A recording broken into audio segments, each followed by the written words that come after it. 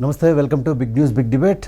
Right, ఇక తెలంగాణ రాష్ట్రంలో మరోసారి లిక్కర్ రేట్లు పెంచింది ప్రభుత్వం. ఆదాయం పైన దృష్టి పెట్టినటువంటి ప్రభుత్వం ఆదాయమే లక్ష్యంగా, ఆదాయాన్ని సమకూర్చుకోవడమే లక్ష్యంగా లిక్కర్ పైన ప్రజలపై పన్నుల భారాన్ని మోపుతూ సైలెంట్గా ఒక్కొక్క పన్నుల్ని పెంచుతూ పోతోంది. మనం చూసాం ఈ మధ్యకాలంలో దాదాపు అన్ని రేట్లు పెంచుతున్నటువంటి పరిస్థితి తెలంగాణ రాష్ట్రంలో మనం చూస్తున్నాం. రిజిస్ట్రేషన్ ఛార్జీలు పెంచారు, ఆర్టీసీ బస్ ఛార్జీలు పెంచారు, పవర్ ఛార్జీలు పెంచారు, తర్వాత పెట్రోల్ డీజిల్ పైన వ్యాట్ను పెంచారు. అదేవిధంగా వాహనాలపైన గ్రీన్ ట్యాక్స్, లైఫ్ ట్యాక్స్ పేరుతో వాటిని కూడా పెంచడం జరిగింది. సో ఇట్లా వాణిజ్య రోడ్ల పేరుతోటి ట్యాక్స్ను పెంచేసింది ప్రభుత్వం. ఇప్పుడు తాజాగా మరోసారి మద్యం ధరలను పెంచుతూ నిర్ణయం తీసుకుంది. దాదాపు 40 నుంచి 80 రూపాయలు ఒక్కొక్క బాటిల్ పైన, ఒక్కొక్క దానిపైన 40 నుంచి 80 రూపాయలు పెంచుతూ నిర్ణయం తీసుకుంది. సో ఎందుకు ఇది పెంచాల్సి వచ్చింది అంటే, ఈరోజు రాష్ట్ర ప్రభుత్వానికి ఆదాయం ఆశించిన స్థాయిలో రావడం లేదు కాబట్టి లిక్కర్ పైన దృష్టి పెట్టినటువంటి ప్రభుత్వం ఆదాయాన్ని పెంచుతూ ముందుకెళ్తున్నటువంటి పరిస్థితి మనం చూస్తూ ఉన్నాం.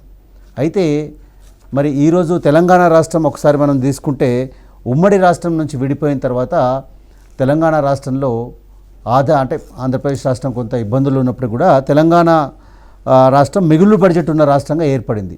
కానీ ఈరోజు అప్పుల ఊబిలో కూరుకుపోయినటువంటి పరిస్థితి, అప్పు అడిగితే ఎక్కడ అప్పు పుట్టినటువంటి సిచ్యువేషన్ ఈరోజు తెలంగాణ రాష్ట్రంలో కనిపిస్తూ ఉంది. సో దీంతో ఏం చేయాలో ముఖ్యమంత్రి గారు అర్థం కాక ప్రజలపైన పన్నులు వేస్తూ సైలెంట్గా తన పని కానిచ్చేస్తున్నారు. సో ఒక్కొక్క దాన్ని పెంచుకుంటూ వరుసగా వస్తున్నారు. దాని గురించి ఎవరైనా ప్రశ్నించినా, క్వశ్చన్ చేసినా కూడా అభివృద్ధి చెందుతూ ఉంది, అభివృద్ధి కావాలంటే అప్పులు కావాలి, సో ఆదాయాన్ని సమకూర్చుకోవాలి అని చెప్పేసి మరో కొత్త కథ చెప్పే ప్రయత్నం చేస్తూ ఉంటారు.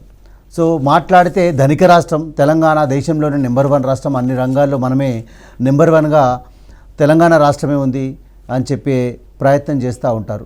మరోవైపు పన్నుల భారాన్ని మోపుతున్నటువంటి పరిస్థితిని మనం చూస్తూ ఉన్నాం. మరి ఎందుకు ఈ దుస్థితి తెలంగాణ రాష్ట్రంకి ఏర్పడింది? అసలు ఈ 7.5 ఏళ్ల కాలంలో మరి సాధించిన ప్రగతి ఏంటి? ఎందుకు పన్నులు పెంచాల్సి వస్తుంది పదే పదే? మరి ఎందుకు ఇలా ప్రజలపైన పన్నుల భారాన్ని మోపాల్సి వస్తుందనే ఒక క్వశ్చన్ మార్క్ ఈరోజు తెలంగాణ సమాజం ముందు ఒక సవాల్ విసురుతున్న పరిస్థితి కనిపిస్తూ ఉంది. రైట్, ఈ అంశంపై మాట్లాడదాం. మనతో పాటు డాక్టర్ అంది సత్యం గారు, ప్రముఖ అనలిస్ట్, మనతో పాటు లైవ్లో సిద్ధంగా ఉన్నారు. అదేవిధంగా మానవతారాయ్ గారు, కాంగ్రెస్ అధికార ప్రతినిధి, సీనియర్ లీడర్, అదేవిధంగా మల్లారెడ్డి గారు, బీజేపీ సీనియర్ నేత, మనతో పాటు లైవ్లో సిద్ధంగా ఉన్నారు. రైట్, ముందుగా అంది సత్యం గారు, సో తెలంగాణ రాష్ట్రంలో ఎందుకు పన్నుల్ని పదే పదే పెంచాల్సి వస్తుంది? ఆదాయమే లక్ష్యంగా పన్నుల భారాన్ని ప్రజలపై సైలెంట్గా కేసీఆర్ ప్రభుత్వం మోపుతుందనే విమర్శ ప్రతిపక్షాల నుంచి కావచ్చు, తెలంగాణ సమాజం నుంచి వస్తున్నటువంటి పరిస్థితి. ధనిక రాష్ట్రమని ఒకవైపు చెప్పుకుంటూనే బ్రహ్మాండంగా వృద్ధి రేటు ఉంది, దేశంలోనే తెలంగాణ అన్ని రంగాల్లో నెంబర్ 1, వ్యవసాయం నుంచి చెప్పుకుంటే ఇండస్ట్రీస్ వరకు తామే నెంబర్ 1 చెప్పుకుంటున్నటువంటి రాష్ట్రం ఎందుకు ప్రజలపై ఈ విధంగా పన్నులు మోపాల్సి వస్తుందంటే దీన్ని ఎట్లా విశ్లేషిస్తారు సార్? ఎందుకు ఈ నిర్ణయం తెలంగాణ రాష్ట్ర సర్కార్ తీసుకుంటుంది? ఆంధ్రప్రదేశ్ తీసుకుంటుందంటే మేము కష్టాలు ఉన్నాం కాబట్టి పెంచుకుంటున్నామని వాళ్ళు చెప్పుకోవచ్చు. కానీ ఇక్కడ నెంబర్ 1 రాష్ట్రం అని చెప్తూనే ఎందుకు ఈ పన్నుల భారాన్ని మోపుతున్న పరిస్థితి? సో లిక్కర్ పైన ఇంత పెద్ద ఎత్తున మోపుతున్నారు అంటే నిజంగా దీన్ని ఎట్లా చూడాలి? ఎందుకు అంటే ఈరోజు తెలంగాణలో ఒక రకంగా చెప్పాలంటే ప్రభుత్వమే లిక్కర్కు, ఈ మందుకు అలవాటు చేసింది ప్రజల్ని. దాదాపు 30-40 వేల కోట్ల ఆదాయం ఉంది. సో ఆదాయాన్ని మరింత పెంచుకునే దిశగా ముఖ్యమంత్రి ఆలోచిస్తున్నట్టుగా కనిపిస్తూ ఉంది. సో ఏం చెప్తారు సార్ దీనిపైన? ఎక్కడైనా ఇప్పుడున్న పరిస్థితుల్లో ధరలు పెరుగుతూ ఉంటే ప్రజల వెల్ఫేర్ తగ్గుతుంది, అంటే ప్రజల కొనుగోలు శక్తి తగ్గుతుంది. ఇప్పుడు ఆల్ టైమ్ రికార్డు దేశవ్యాప్తంగా ఇన్ఫ్లేషన్ ఉంది, 7.79%. ఇది అమెరికాలో 6% ధరలు పెరిగితేనే, ద్రవ్యోల్బణం ఉంటేనే 30 ఏళ్ల రికార్డు అంటున్నారు. గత 19 ఏళ్లలో అత్యధిక ద్రవ్యోల్బణం ఇవాళ భారతదేశంలో కొనసాగుతుంది.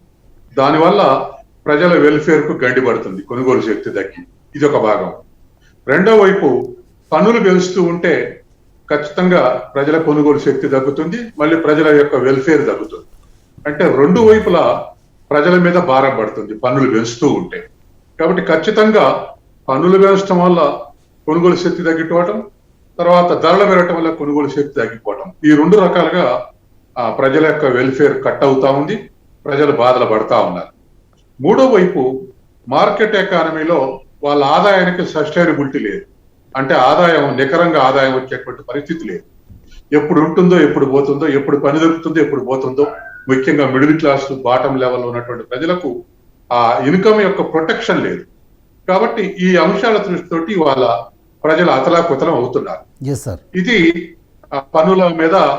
పన్నుల యొక్క ప్రభావం. తర్వాత రెండవది, అసలు పన్నులు విధిస్తే, ఎప్పుడైనా విధిస్తే, ఏ ప్రభుత్వం అయినా విధిస్తే, benefit of service must be greater than incidence of taxation. అంటే పన్నుల భారం కన్నా ప్రజలకు వచ్చేటువంటి వెల్ఫేర్ దానికన్నా ఎక్కువ ఉంటే అది సమర్థనీయమైన పన్ను. అవును. అంటే నువ్వు ఒక మున్సిపల్ ట్యాక్స్ లేదా గ్రామ పంచాయతీ ట్యాక్స్ మరొక ట్యాక్స్ విధించినావు అనుకోండి, ఆ ట్యాక్స్ వల్ల ప్రజలు కోల్పోయినటువంటి దానికన్నా ఆ మున్సిపాలిటీ చేయటం వల్ల వచ్చేటువంటి బెనిఫిట్ ప్రజలకు ఎక్కువ ఉండాలి. అప్పుడే అది ఖచ్చితంగా సమర్థనీయమైనటువంటి పన్ను అంటారు. కాబట్టి ఆ విధమైనటువంటి వెల్ఫేర్ ఉందా లేదా అనేటువంటిది ముఖ్య అంశం ఏ పన్ను పెంచినా. తర్వాత మరొక అంశం ఏంటంటే, పన్నులు పెంచుట్లో డిస్క్రిమినేషన్ ఉండాలి. అంటే లగ్జరీ బస్సులు పెంచితే అబౌవ్ బాటం లెవెల్ పీపుల్ మీద భారం పడుతుంది. ఎక్స్ప్రెస్ రేట్లు సామాన్య బస్సుల రేట్లు పెడితే సామాన్యుల మీద భారం పడుతుంది. ఇట్లా ఏ ట్యాక్స్ అయినా చూసేటప్పుడు కరెంటు ఛార్జీలు పెంచారనుకోండి, 100 యూనిట్స్ లోపు పెంచకుండా 100 యూనిట్స్ పైన కాల్చే వాళ్ళ మీద పడితే అది సమర్థనీయం. అట్లాగే ఇంటి పన్ను కట్టేటప్పుడు 150 గజాలు 100 గజాల లోపు వాళ్ళ మీద పన్ను పెంచకుండా ఆ 300-400 గజాల్లో ఇల్లు ఉన్నప్పుడు పెంచితే అది సమర్థనీయం. కాబట్టి ట్యాక్స్ వేసేటప్పుడు ప్రజల మధ్య డిస్క్రిమినేషన్ కూడా చూపెట్టాలి ప్రభుత్వం. అంటే పేదల మీద ఒక తీరుగా, తర్వాత ధనికుల మీద ఒక తీరంగా భారం మోపేటట్టుగా ఉండాలి. తర్వాత ఆ భారం కూడా సమానంగా ఉండకూడదు. అంటే 1000 రూపాయల మీద 10,000 వచ్చేవాడి మీద 100 రూపాయల ట్యాక్స్ పడితే 1000 వాడి మీద వచ్చేటువంటి మీద కూడా 100 రూపాయల పన్ను పడితే 1000 వచ్చేవాడి మీద 100 విధిస్తే the incidence of tax is 10%. అదే 10,000 వచ్చేవాడి మీద 100 పెడితే ది ఇన్సిడెన్స్ ఆఫ్ టాక్సేషన్ 1%. కాబట్టి పన్నుల భారం అనేటువంటిది ధనికుల మీద భారం తక్కువ ఉంటుంది, సమాన ట్యాక్స్ పెంచినప్పటికీ పేదల మీద భారం ఎక్కువ ఉంటుంది. వీటన్నిటిని గమనించి ప్రభుత్వాలు పెంచుకోవటం అనేది సమర్థనీయం. అది ఏ ప్రభుత్వం అయినా వీటన్నిటిని చూడాలి. మరొక అంశం, ఇవాళ తెలంగాణ ప్రభుత్వం ఈ పన్నులన్నీ పెంచడం అనేది ఖచ్చితంగా ప్రజల మీద భారమే. కానీ తెలంగాణ ప్రభుత్వం ఎందుకు పెంచుతుందని కనుక ఆలోచిస్తే మనం 3 కారణాలు చెప్పవచ్చు. ఒకటి, దేశవ్యాప్తంగా పెట్రోల్ డీజిల్ ధరలు పెరగటం వల్ల అది తెలంగాణతో సహా మొత్తం ఆ ఇన్ఫ్లేషన్ ప్రెషర్ పడింది. ఆ ప్రెషర్ తట్టుకోవడానికి ధరలు పెంచక తప్పనటువంటి పరిస్థితి. ఇవాళ ప్రభుత్వాలు ఏ ప్రభుత్వాన్ని అడిగినా ఏం చేయమంటారంటే, పెట్రోల్ డీజిల్ ధర పెరిగింది అందుకని బస్సు రేట్లు పెంచక తప్పడం లేదు అంటారు. తర్వాత బొగ్గు ధర పెరిగింది అందుకని ఎలక్ట్రిసిటీ ధర పెరగక తప్పడం లేదు అంటారు. ఇట్లా ప్రతిదానికి తర్వాత మున్సిపల్ ట్యాక్స్ విధించకపోతే సర్వీసెస్ ఇచ్చేటట్టం లేదు అందుకని ట్యాక్స్ పెంచామంటారు. అంటే చివరికి ప్రజల మీద భారం మోపి ఆ భారాన్ని సమర్థించుకోవటానికి ఈ పెరుగుతున్నటువంటి ధరల్ని ఒక కాజుగా చూపెట్టి ఇవాళ ప్రభుత్వాలు సమర్థించుకుంటాయి. కాబట్టి ఇవాళ ఆర్టీసీ ట్యాక్స్, రవాణా పన్ను పెంచినా, విద్యుత్ శక్తి పన్ను పెంచినా, మున్సిపల్ ట్యాక్స్ పెంచినా ఖచ్చితంగా సామాన్యుల మీద మాత్రం అది గుదిబండగా తయారవుతుంది. ఇవాళ ఉన్నటువంటి ఈ పరిస్థితుల్లో ఇవాళ మిడిల్ క్లాసు లేదా బాటం లెవెల్ ప్రజలకు మార్కెట్ లో ప్రొటెక్షన్ లేదు, వాళ్ళ ఆదాయాలకు ప్రొటెక్షన్ లేదు. పెరుగుతున్నటువంటి ఈ అభివృద్ధి అవుతున్నట్టు ఈ దేశంలో కానీ తెలంగాణలో కానీ అభివృద్ధి అవుతుంటే ఆ ఫలితాలు బాటం మిడిల్ క్లాస్ లెవెల్కి అందడం లేదు. కాబట్టి రిచ్ క్లాస్ లోకి పోతుంది. కాబట్టి ఈ వ్యవస్థ జాతీయ జీడిపి కానీ తెలంగాణ జిఎస్డిపి కానీ పెరగటం వల్ల దాని నుంచి బెనిఫిట్ అవుతున్నటువంటి వర్గాలు ఏమిటో ప్రజలు ఖచ్చితంగా ప్రభుత్వం రికగ్నైజ్ చేయాల్సిన అవసరం ఉంది. ఎవరైతే బెనిఫిట్ అవుతారో వాళ్ళ మీద ట్యాక్స్ వేస్తే తర్వాత దాన్ని భారం అనిపించుకోరు. కానీ అందరి మీద ట్యాక్స్ పెంచి మాకు రాష్ట్ర ప్రభుత్వానికి కష్టాలు ఉండటం అనేది కరెక్ట్ కాదు. అందుకని ఖచ్చితంగా ఏ పన్ను పెంచినా ఆ ఇన్సిడెన్స్ అనేది బాటం లెవెల్ మిడిల్ క్లాస్ మీద భారం పడకుండా చూడాల్సినటువంటి బాధ్యత రాష్ట్ర ప్రభుత్వం మీద ఉంది. కాబట్టి ఇవాళ ఈ పరిస్థితుల్లో ఒకళ్ళ మీద ఒకళ్ళు నెట్టేసుకొని మొత్తం మీద ప్రజల మీద భారం పడుతుంది. కానీ ఎగ్జామ్షన్స్ మాత్రం వేరే వాళ్ళకి దొరుకుతున్నాయి. ఇప్పుడు మీరు ఒక ఎగ్జాంపుల్ చెప్తా. దేశవ్యాప్తంగా రుణాలు రద్దు చేస్తే 12 కోట్ల మంది రైతులకు మాఫీ అయింది 1,62,000 కోట్లు. కానీ ఎవ్రీ ఇయర్ 2 లక్షల కోట్లు కార్పొరేట్ ట్యాక్స్ మినహాయించి వస్తుంది. అవును. కాబట్టి వీటన్నిటిని బేరీజ్ వేసుకొని ఈ పన్నులు పెంచాల్సినటువంటి అవసరం ఉంది తప్ప అడ్డగోలుగా పెంచి సమర్థించుకోవటం అనేది కరెక్ట్ కాదు. అందుకని వీటన్నిటిని కూడా మనం రాజకీయ దృక్పథంతో కాకుండా నేను ఒక ఎకనామిక్స్ స్టూడెంట్ గా సమగ్ర దృష్టితో ఆలోచించాలి. కాబట్టి ఇవాళ ఉన్నటువంటి ఈ పరిస్థితుల్లో ఖచ్చితంగా దేశవ్యాప్తంగా ప్రజల యొక్క కొనుగోలు శక్తి ఆవిరైపోతుంది, తెలంగాణలో కూడా ఆవిరవుతుంది. కాబట్టి దాని నుంచి మనకు ప్రజల్ని ప్రొటెక్ట్ చేయాల్సినటువంటి అవసరం ఉంది. ఇవాళ రోజు రోజుకు పబ్లిక్ సెక్టర్ రోల్ తగ్గిపోతుంది, పీడిఎఫ్ రోల్ తగ్గిపోతుంది, public distribution system PDS role తగ్గిపోతుంది. మార్కెట్ లో వాళ్ళు వీటన్నిటి ధరలు పెట్టి కొనాల్సి వస్తుంది. కాబట్టి పబ్లిక్ సెక్టార్ తర్వాత ప్రభుత్వ ప్రొటెక్షన్ పోతూ ఉంటే కన్సెషన్స్ మాత్రం ప్రజలకు ఇవ్వాల్సినటువంటి అవసరం ఉంది. ఒక ఎగ్జాంపుల్ చెప్తా. గత 10 ఏళ్ల కింద పెట్రోల్ డీజిల్ ధరలు ప్రభుత్వమే పెంచేది, ప్రభుత్వమే కాపాడేది. అవును. సంవత్సరానికి 2 సార్లు పెరిగితే ప్రభుత్వానికి వ్యతిరేకంగా ఏ ప్రభుత్వం ఉన్నా ప్రతిపక్షాలు గొడవ చేసేవి. అవును. ఇప్పుడు దాన్ని అడ్మినిస్ట్రేటివ్ ప్రైసెస్ అంటారు. అంటే ప్రభుత్వ ధరల నుంచి అమలు జరుపుతాం. ఇప్పుడు ఓపెన్ మార్కెట్ వదిలేశారు. రోజు పెట్రోల్ డీజిల్ ధరలు పెరుగుతూ ఉంటే దానికి ప్రొటెక్షన్ ఇచ్చేటువంటి శక్తి ప్రభుత్వం కోల్పోయింది. ఎందుకంటే ఓఎన్జీసీ బలహీనపడ్డది, తర్వాత ఇతర గ్యాస్ సంబంధించినటువంటి 2 సంస్థలు బలహీనపడ్డాయి. మార్కెట్ వదిలేసినాక వాళ్ళు మేము ప్రపంచ మార్కెట్, దేశ మార్కెట్, ఓపెన్ మార్కెట్ చేస్తున్నాం అంటారు. వాటిని కంట్రోల్ చేసే అవకాశం లేదు. కాబట్టి తెలంగాణ ప్రభుత్వం కూడా దేశవ్యాప్తంగా ఏదైనా మార్పులు వస్తే వాటి నుంచి ప్రజల్ని ప్రొటెక్ట్ చేయాల్సినటువంటి బాధ్యత తెలంగాణ ప్రభుత్వం మీద ఉంది. తర్వాత దేశవ్యాప్తంగా చెప్పండి సత్యం గారు, ఇక్కడ మీరు చెప్పిన థియరీ ఓకే, సరే ప్రభుత్వాలు ఏం చేస్తాయి, ఎట్లా రన్ అవుతాయి, ఏంటి అనే దానికి సంబంధించి మనం మాట్లాడుకుంటే దాన్ని విశ్లేషించుకున్నప్పుడు ఇక్కడ తెలంగాణ ప్రభుత్వానికి వచ్చినప్పుడు తెలంగాణ ప్రభుత్వం పదే ఒక మాట చెప్తూ ఉంటుంది. దేశంలోనే తెలంగాణ రాష్ట్రం ధనిక రాష్ట్రం, అన్ని రంగాల్లో బ్రహ్మాండంగా దూసుకుపోతుంది. ఈరోజు దేశ జీడిపితో పోల్చుకుంటే తలసరి ఆదాయంతో పోల్చుకున్నప్పుడు మన రాష్ట్రం చాలా అగ్రగణ్యంగా ఉంది అని చెప్పి ముఖ్యమంత్రి గారు పలు వేదికలపైన చెప్తూ ఉంటారు. ఇట్లాంటి పరిస్థితి, ఇట్లాంటి ఆర్థిక ఆదాయం మన రాష్ట్రానికి ఉన్నప్పుడు ఎందుకు రాష్ట్రంలో ఇట్లాంటి ట్యాక్సులు పెంచాల్సి వస్తుందనేది ఒక మౌలికమైనటువంటి ప్రశ్న ప్రజల్లో కలుగుతూ ఉంటుంది. సో ఎందుకు పెంచాల్సి వస్తుంది? ఆదాయం లేక పెంచాల్సి వస్తుందా? కేవలం ప్రభుత్వం గొప్పలు చెప్పుకునే ప్రయత్నం చేస్తూ ఉందా? ఇప్పుడు తెలంగాణ జిఎస్డిపి 10 లక్షల కోట్ల నుంచి 11.64 లక్షల కోట్ల పెరిగిందంటూ ఈ 1,64 కోట్ల పెరిగినటువంటి జిడిపి నుంచి ఎవరు బెనిఫిట్ అయ్యారో వాళ్ళ మీద భారం ఇవ్వాలి. కానీ ప్రజలందరి మీద భారం వేస్తే ప్రజలందరూ కూడా వాళ్ళ జీవితాలు కుంచుకుపోతున్నాయి. అట్లాగే ఇప్పుడు సిగరెట్ల మీదనో, పొగాకు మీదనో, బీర్లు విస్కీల మీద పన్ను వేస్తే కొంతమేరకు సమర్థనీయం. ఎందుకంటే అది కన్జ్యూమర్ చేతుల్లో ఉంటుంది. ధర పెరిగితే బీరు మానేయాలనా లేదా అనేది వాడిష్టం, సిగరెట్ ధర పెరిగితే తాగాలనా వద్దనేది వాడిష్టం. కాబట్టి అటువంటి వాటి మీద పన్నులు వేస్తే దేశంలో ఉన్నటువంటి ఎకనామిస్టులు కానీ, కేంద్ర రాష్ట్ర ప్రభుత్వాలు కానీ అటువంటి వాటి మీద పన్నులు వేసి ఇప్పుడు గుట్కాల మీద పన్ను వేశారనుకోండి డిస్కరేజ్ అవుతాయి. కాబట్టి వాటి మీద పన్నులు వేసి రాబట్టుకుంటున్నామంటే ఒక మేరకు దాన్ని మినహాయింపు ఇవ్వచ్చు. కానీ బస్ ఛార్జీలు పెంచుతాం, విద్యుత్ ఛార్జీలు పెంచుతాం, తర్వాత ప్రజలందరి మీద భారం వేస్తే మాత్రం అది సమర్థనీయం కాదు. Right sir. మానవతరయ్య గారు నమస్తే అండి. నమస్తే సార్. చాలా విషయాలు చెప్పారు. సరే, కాంగ్రెస్ పార్టీ దీనిపైన ఏం మాట్లాడుతుంది, ఏం చెప్తుంది, మీ స్టాండ్ ఏంటి? ఈ రాష్ట్ర ప్రభుత్వానికి ఆర్థిక క్రమశిక్షణ లేదు మొదటి నుంచి. కాంగ్రెస్ పార్టీ తెలంగాణ రాష్ట్రం ఇచ్చి కేసీఆర్ చేతిలో తెలంగాణ రాష్ట్రాన్ని పెట్టేటప్పుడు మిగులు బడ్జెట్తో 16,000 కోట్ల మిగులు బడ్జెట్తో కేసీఆర్కి అప్పచెప్పిన.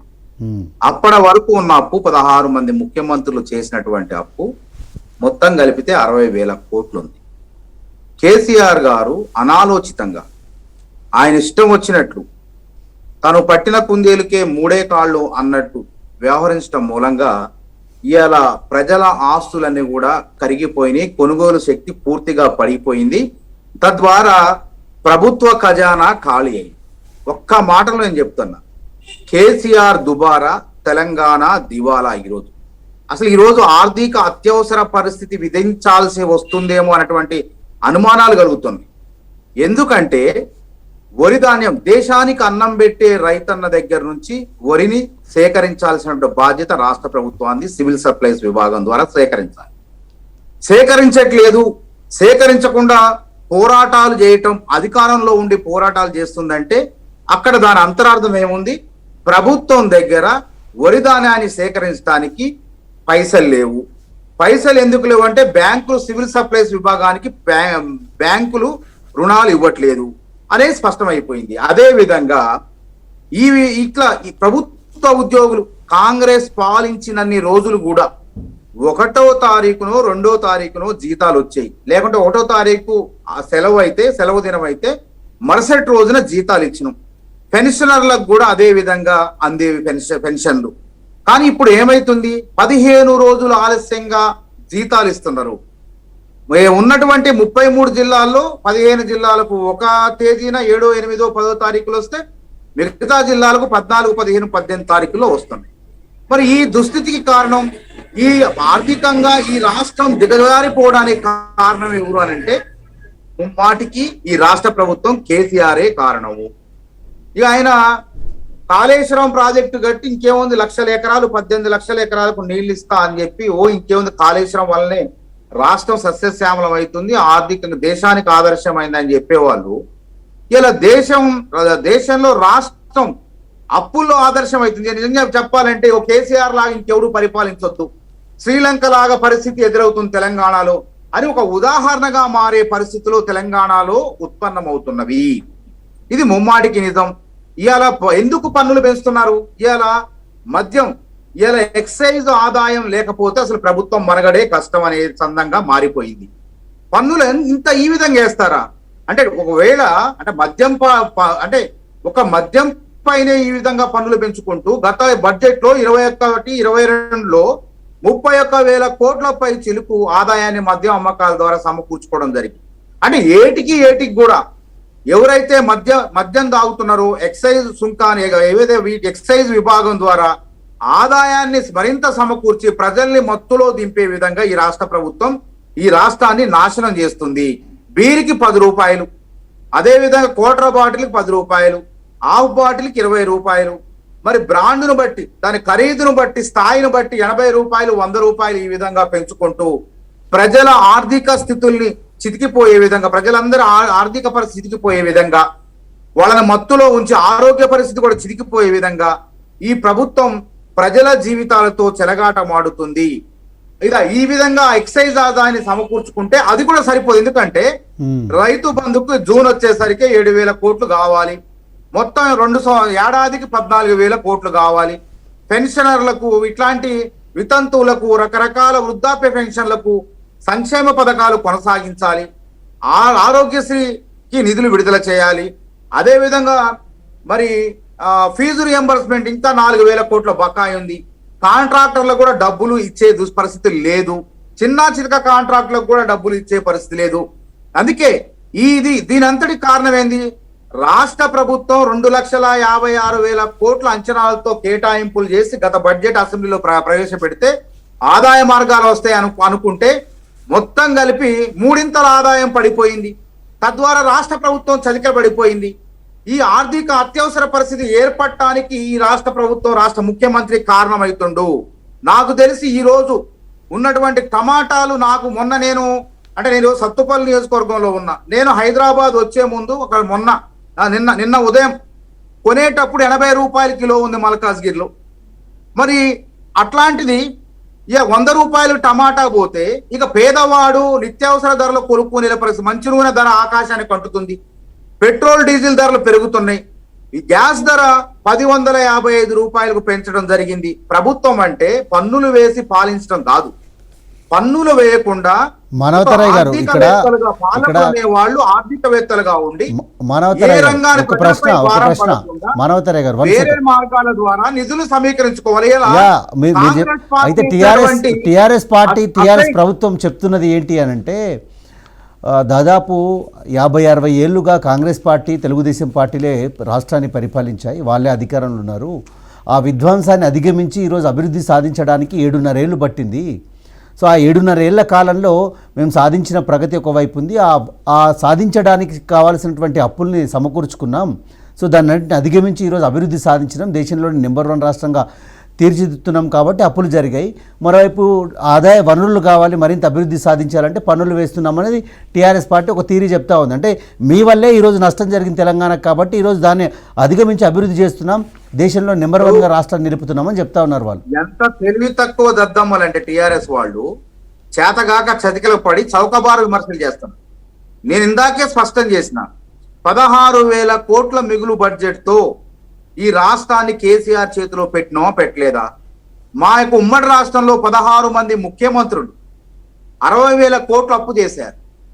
మరి ఈ యొక్క ముఖ్యమంత్రి ఎందుకు 5 లక్షల కోట్ల వరకు చేరింది? దానికి సమాధానం చెప్పండి. ఎడిపోయిన డబ్బులన్నీ ఇలా మీరు సంక్షేమ పథకాలు ఈ రాష్ట్రం ఆదర్శవంతం అయితే డబ్బులన్నీ కాళేశ్వరం ప్రాజెక్టులో తగలబెడితే ఆ కాళేశ్వరం ప్రాజెక్టు వల్ల ఉపయోగం లేదు, అంత నిరుపయోగమే. కరెంటు బిల్లులు మోత, ఈ విధంగా ఇలా ట్రాన్స్కో జెన్కోలకే 40,000 కోట్ల బకాయిలు పడ్డది. సింగరేణికి ఒక 20-30 వేల కోట్ల బకాయిలు పడ్డది రాష్ట్ర ప్రభుత్వం. మరి ఎటుపోయినట్టు? ఈ విధంగా అప్పులు తీసుకొస్తే ఈ డబ్బులన్నీ ఎవరి జేబులోకి పోయినట్టు? కమిషన్ల రూపంలో టీఆర్ఎస్ నాయకుల జేబుల్లో పోయినాయి. నేను అంటున్నా, ఎందుకంటే టీఆర్ఎస్ పార్టీ పెట్టినప్పుడు తినటానికి గతి లేదని చెప్పి చాలా ఛానల్లో మనం అందరం వార్తలు చూసినాం. కేసీఆర్ గారు అసలు టీఆర్ఎస్ ఆఫీస్ కట్టడానికే, కరెంటు బిల్లులు కట్టడానికే డబ్బులు లేనటువంటి దుస్థితి. అట్లాంటి దుస్థితి నుంచి ఇట్లాంటి పరిస్థితుల్లో అంటే ఆర్థికంగా ప్రజలు ఆ కొనుగోలు శక్తి తగ్గిపోయి మరి ప్రజల యొక్క భారం పెరుగుతున్నప్పుడు మరి టీఆర్ఎస్ పార్టీ ఆస్తి 1000 కోట్లు ఎట్లా చేరింది? కాంగ్రెస్ పార్టీ మరి ఇంత ఆగమాగం పరిపాలిస్తే, ఈ విధంగా ప్రజల యొక్క ఆర్థిక పరిస్థితి దిగజారిస్తే కాంగ్రెస్ పార్టీ ఆస్తి ఎంత ఉండాలండి? 50 ఏళ్ళు అధికారంలో ఉన్నాం మేము, 137 సంవత్సరాలు పాలించినాం, 137 సంవత్సరాల చరిత్ర కాంగ్రెస్ పార్టీది. మరి కాంగ్రెస్ పార్టీ ఆస్తులు ఎన్ని కావాలా? ఎన్ని వేల కోట్లు కావాలా? మేము అక్కడ మా ఆస్తులు పెంచుకోవాలనుకోలే, పేద ప్రజలకు అసైన్డ్ భూములు పంచినాం, 20 లక్షల ఎకరాలు పంచినాం. మేము పంచినటువంటి భూమిని ఏం చేస్తుంది రాష్ట్ర ప్రభుత్వం? డబ్బులు లేక సంగారెడ్డిలో 400 ఎకరాలు కాంగ్రెస్ పార్టీ ఇందిరాగాంధీ గారి హయాంలో పంచినటువంటి భూముల్ని లాక్కొని రియల్ ఎస్టేట్ వ్యాపారాలకు అమ్మి తద్వారా ఆదాయాన్ని సమకూర్చుకుంటుంది. తెలంగాణ రాష్ట్ర సమితి అనే పార్టీ తెలంగాణ రియల్ ఎస్టేట్ సమితిగా మారిపోయి కాంగ్రెస్ పార్టీ పేదలకు ఇచ్చినటువంటి భూముల్ని లాక్కొని అసైన్డ్ భూములు అమ్మేస్తుంది. ఈ విధమైనటువంటి పరిపాలన కాంగ్రెస్ పార్టీ చేసిందా మీరు చెప్పండి? మిగులు బడ్జెట్ తో రాష్ట్రాన్ని అప్పగించడం, వనరులను, పరిశ్రమలను, ప్రజలకు భూములను, ముమ్మడి రాష్ట్రంలో 40 లక్షల ఇందిరమ్మ ఇళ్లను అభివృద్ధి చూపించడం మేము. హరిత విప్లవం, పేద విప్లవం, పారిశ్రామిక విప్లవం, పరిశ్రమలు పెట్టినాం. మరి వీళ్ళు ఏం పెట్టారో చెప్పండి, ఒక విషయం చెప్పండి. ఇలా మూసివేసిన చెరుకు ఫ్యాక్టరీలను తెరిపించలేకపోయినారు వీళ్ళు. ఒక గ్రామీణ ఆర్థిక వ్యవస్థను బలోపేతం చేశాం, గ్రామీణ ఆర్థిక వ్యవస్థను పరిపుష్టిగా నేను ఒక విషయం అడుగుతుంది. గ్రామీణ ప్రాంత బలోపేతం అంటే నేను సత్తుపల్లిలో తిరుగుతున్నా, నా నియోజకవర్గంలో వ్యవసాయ మార్కెట్ కమిటీలో వడ్లను కొనే నాదులే లేడు. ఇంతవరకు కొనుగోలు కేంద్రాలు తెరవలేదు. 7,000 పైచీలు కొనుగోలు కేంద్రాలు ఉండాల్సింది కొనే నాదుడు లేక రైతులు రోడ్ల మీద ఆరబోసుకుని వరి ధాన్యాన్ని మద్దతు ధర రాక వర్షానికి ప్రకృతి వైపరీత్యాలకు తడిచిపోయి మరి మొలకలెత్తి నష్టానికి ధాన్యాన్ని అమ్ముకుంటున్నారు. మిల్లర్లు ఎంత చెప్తే అంతకు అమ్ముకుంటున్నారు. 1960 రూపాయల మద్దతు ధరకు ధాన్యాన్ని అమ్ముకోవాల్సినటువంటి నా తెలంగాణ రైతులు ఇవాళ కేసీఆర్ పాపం మూలంగా చేసిన హెచ్చరికల మూలంగా యాసంగిలో వరి వేయొద్దని చెప్పి బెదిరించడం మూలంగా మరి తర్వాత బెదిరించి ప్రతిగింజా కొంటున్న తర్వాత రైతులు కూడా ఇవాళ రోడ్ల మీద బారబోసుకుని ధాన్యాన్ని నష్టపోతూ 1200కు 1300కు తెగ నమ్ముకుంటున్నారు, నష్టపోతున్నారు. రైట్ అండి, రైట్. తెలంగాణ రాష్ట్రంలో ఒక్కొక్కటిగా పన్నుల మూత మోగుతున్నటువంటి పరిస్థితి. సీఎం కేసీఆర్, తెలంగాణ రాష్ట్ర సమితి ప్రభుత్వం ఈరోజు పన్నుల్ని ఒక్కొక్కటిగా పెంచుతూ పోతుంది. ఇది ప్రజలపై పెనుభారాన్ని మోపుతున్నటువంటి పరిస్థితి కనిపిస్తోంది. ఈ అంశంపై మాట్లాడుతున్నాం. ఇక బీజేపీ నుంచి మల్లారెడ్డి గారు మనతో పాటు జాయిన్ అయ్యారు. సార్ నమస్తే అండి మల్లారెడ్డి గారు. అందరికి నమస్కారం. మల్లారెడ్డి గారు, సో ఈరోజు ఈ పెంచినటువంటి ఈ పన్నుల భారాన్ని బీజేపీ పార్టీ ఎట్లా చూస్తుంది? అయితే దీనికి కారణం ఈ పెట్రోల్ డీజిల్ ధరలు పెరగడమే దీనికి కారణం. ఇది అన్ని రంగాలపైన ప్రభావం చూపిస్తుంది కాబట్టి ఇది కేంద్రంలో ఉన్నటువంటి బీజేపీ ప్రభుత్వానికి బాధ్యత అనేది టీఆర్ఎస్ చెప్తున్నటువంటి మాట. డీజిల్ పెట్రోల్ ధరలు ఎంత పెరిగితే రాష్ట్ర ప్రభుత్వానికి కూడా అంత లాభం వస్తున్న విషయం అందరికి తెలుసు. ఆ విషయంలో చాలా రాష్ట్ర ప్రభుత్వాలు వ్యాట్ తగ్గించినాయి, కానీ మన రాష్ట్ర ప్రభుత్వం వ్యాట్ తగ్గించలేదు. ఆ మధ్యన ఆర్టీసీ డిపోలలో కూడా పక్కనున్న రాష్ట్రం కర్ణాటక రాష్ట్రంలో డీజిల్ పోసుకోవాలని చెప్పి సర్క్యులర్ ఇచ్చి మళ్ళీ విత్డ్రా చేసుకున్నటువంటి సంగతి మనకు తెలుసు. పక్కన రాష్ట్రం కంటే మన దగ్గర 6-7 రూపాయలు ఎక్కువ ఉన్నది. ఇది పరిస్థితి. ఇవాళ ఈ తెలంగాణ రాష్ట్ర ప్రభుత్వం, తెలంగాణ టిఆర్ఎస్ ప్రభుత్వము తెలంగాణ రాకముందు ఉద్యమ సమయంలో మిగతా రాజకీయ పార్టీలతో కలిసి ఆనాడు మద్యం పాలసీకి వ్యతిరేకంగా, ఉమ్మడి రాష్ట్రంలో మద్యం పాలసీకి వ్యతిరేకంగా కానీ, భూముల అమ్మకానికి వ్యతిరేకంగా కానీ ఉద్యమం చేసిన సంగతి మర్చిపోతారా? ఇవాళ భూములు అమ్మి హైదరాబాద్ లోని మంచి మంచి విలువైనటువంటి భూములన్నీ కూడా అమ్మకానికి పెట్టి డబ్బులు సంపాదిస్తున్నాం. అదే విధంగా ఈ రోజు ఈ యొక్క మద్యం పాలసీ గతంలో షాపులు పెంచినా, అదేవిధంగా బార్ల నంబర్ పెంచినా, మరి రేట్లు పెంచినా వ్యతిరేకించినటువంటి టిఆర్ఎస్ ప్రభుత్వము ఇవాళ రేట్ పెంచడంలో ఔచిత్యమైంది. అంటే ఏ రేటు పెంచినా, ఆర్టీసీ రేట్లు పెంచినా, డీజిల్ పెట్రోల్ రేట్లు పెరిగినా, లేకపోతే ఇంకేదన్నా రేట్లు పెంచినా, ట్యాక్సులు పెంచినా ప్రజలు ఆందోళన చేసే అవకాశం ఉంది. కానీ ఆందోళన చేయనటువంటి అంశం ఒకే అంశం మద్యం. ఎవరు కూడా మద్యం వ్యతిరేకంగా ఎలుగెత్తేటటువంటి పరిస్థితి ఉండదు. కానీ ఇవాళ మద్యం పాలసీ మీద దాదాపు 30 నుంచి 40 వేల కోట్ల రూపాయల ఆదాయాన్ని ఆర్జిస్తున్నటువంటి ఈ యొక్క ప్రభుత్వం మరి దీన్నే ఆధారంగా మరి రాష్ట్ర ప్రభుత్వం నడపడం ఏదైతుందో ఇది చాలా దుర్మార్గమైనటువంటి చర్య, దుర్మార్గమైనటువంటి ఆలోచన. ఎందుకంటే మద్యం మీద మద్య నిషేధం పెట్టమని ఎవరు అనడం లేదు, కానీ మద్యాన్ని నియంత్రించడం ద్వారా లేదా ప్రజలను డిస్కరేజ్ చేయడం ద్వారా మద్యం యొక్క వినియోగాన్ని తగ్గించవలసినటువంటి బాధ్యత ప్రభుత్వం మీద ఉంది. కానీ మద్యాన్ని ప్రోత్సహించే విధంగా ప్రతి నెల కూడా టార్గెట్లు ఇస్తున్నారు. ఎక్సైజ్ డిపార్ట్మెంట్ కు టార్గెట్లు ఇస్తున్నారు. నెలకింత తాగాలి, ఇంత అమ్మాలి. ఆ ఎక్సైజ్ వాళ్ళంతా కూడా షాపులలో, బార్లలో కానీ లేకపోతే వైన్ షాపులలో కానీ మీరు నెలకింత అమ్మాలి, రోజువారీకి ఇంత అమ్మాలి అని చెప్పి వాళ్ళకి టార్గెట్ ఇస్తున్నారు. ఇది పరిస్థితి. చాలా తలవంచుకునేటటువంటి అంశం ఇది. కాబట్టి ఈ రకంగా మద్యం మీదనే ఆధారపడినటువంటి ప్రభుత్వం మనుగడ సాగించలేదు. ఇది మంచి పద్ధతి కాదు.